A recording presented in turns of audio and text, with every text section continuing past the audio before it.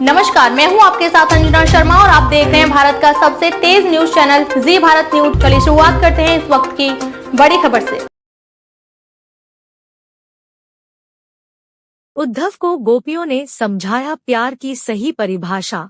हमीरपुर जिले के मौधा कस्बा स्थित बड़ी मंदिर प्रांगण में 28वां विशाल शतचंडी महायज्ञ एवं श्रीमद् भागवत कथा का आयोजन किया जा रहा है, जिसमें श्री आनंद भूषण जी महाराज जी द्वारा श्रीमद् भागवत कथा का रसपान कराया जा रहा है। वहीं आज कथा के 8वें दिन गोपियों और उद्धव संवाद पर चर्चा की गई। भगवान श्री कृष्ण सर्वव्यापी हैं, वे तुम्हारे हृदय तथा समस्त जड़चेतन में व्याप्त हैं। उनसे तुम्हारा वियोग कभी हो ही नहीं सकता। उनमें भगवत बुद्धि करके तुम्हें सर्वत्र व्यापक श्री कृष्ण का साक्षात्कार करना चाहिए। प्रियतम का यह संदेश सुनकर गोपियों को प्रसन्नता हुई तथा उन्हें शुद्ध ज्ञान प्राप्त हुआ। उन्होंने प्रेम विह्वल होकर कृष्ण के मनोहर रूप और ललित लीलाओं का स्मरण करते हुए अपनी घोर वियोग व्यथा प्रकट की तथा भावातिरेक की स्थिति में कृष्ण से ब्रज के उद्धार की दीन प्रार्थना की, परंतु श्री कृष्ण का संदेश सुनकर उनका विरह ताप शांत हो गया। उन्होंने श्री कृष्ण भगवान को इंद्रियों का साक्षी परमात्मा जानकर उद्धव का भली भांति पूजन और आदर सत्कार किया। उद्धव कई महीने तक गोपियों का शोकनाश करते हुए ब्रज में रहे। गोपियों ने कहा, उद्धव जी, हम जानती है कि संसार में किसी की आशा न रखना ही सबसे बड़ा सुख है, फिर भी हम श्री कृष्ण के लौटने की आशा छोड़ने में असमर्थ हैं। उनके शुभागमन की आशा ही तो हमारा जीवन है। यहाँ का एक एक प्रदेश, एक एक धूलिकण श्याम सुंदर के चरण चिन्हों से चिन्हित है। हम किसी प्रकार मरकर भी उन्हें नहीं भूल सकती हैं। गोपियों के अलौकिक प्रेम को देखकर उद्धव के ज्ञान अहंकार का नाश हो गया। वे कहने लगे, मैं तो इन गोप कुमारियों की चरण रज की वंदना करता हूँ। इनके द्वारा गाई गई श्रीहरि कथा तीनों लोगों को पवित्र करती है। पृथ्वी पर जन्म लेना तो इन गोपांगनाओं का ही सार्थक है।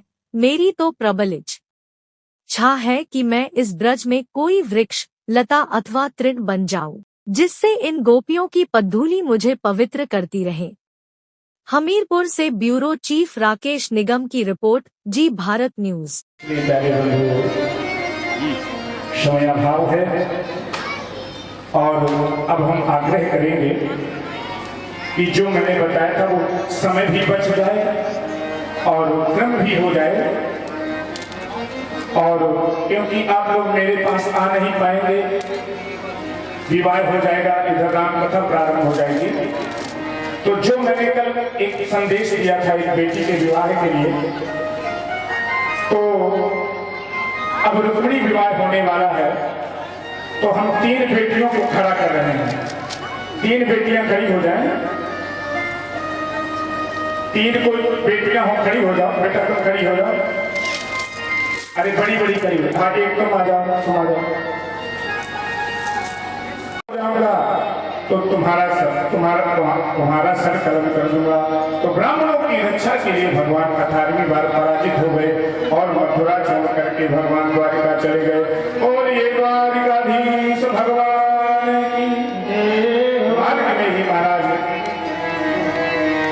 मुचकुंद जी के द्वारा काली का उद्धार कराया है और विश्वकर्मा जी के द्वारा सुंदर स्वर्णमय द्वारिका का निर्माण हुआ है।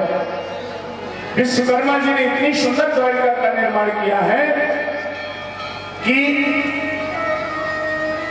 योग माया के द्वारा जिन मथुरा वासियों को कृष्ण ने द्वारिका बुलाया, वो शब्द देख करके द्वारिका को आश्चर्यचकित हो गए और कहने लगे, द्वार कहाँ, द्वार कहाँ, द्वार कहाँ। इसलिए उस जगह का नाम पड़ गया द्वारिका। बोलिए द्वारिका धाम की। उसी द्वारिका में मेरे भाई बहन भगवान की ही प्राप्ति के लिए लालायित हैं। इधर रुक्मिणी के भाई रुक्मिणी जी का विवाह शिशुपाल के साथ में सुनिश्चित कर लिया। बारात भी आ गई और जब रुक्मिणी बारात लेकर के आ गया, शिशुपाल बारात लेकर के आ गया, इधर रुक्मिणी जी को चिंता हुई।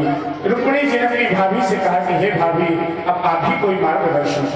इस वीडियो में बस इतना ही। जल्द मिलते हैं अगली खबर के साथ अगली वीडियो में। तब तक के लिए नमस्कार। यदि आप हमारे चैनल को YouTube के माध्यम से देख रहे हैं तो चैनल को सब्सक्राइब करें, बेल आइकन प्रेस करना ना भूलें।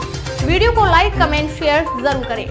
यदि हमारी वीडियो को आप फेसबुक पर देख रहे हैं तो हमारे फेसबुक पेज को फॉलो जरूर करें। अगली वीडियो देखने के लिए आप देखते रहें जी भारत न्यूज चैनल को देखने के लिए आपका बहुत बहुत धन्यवाद।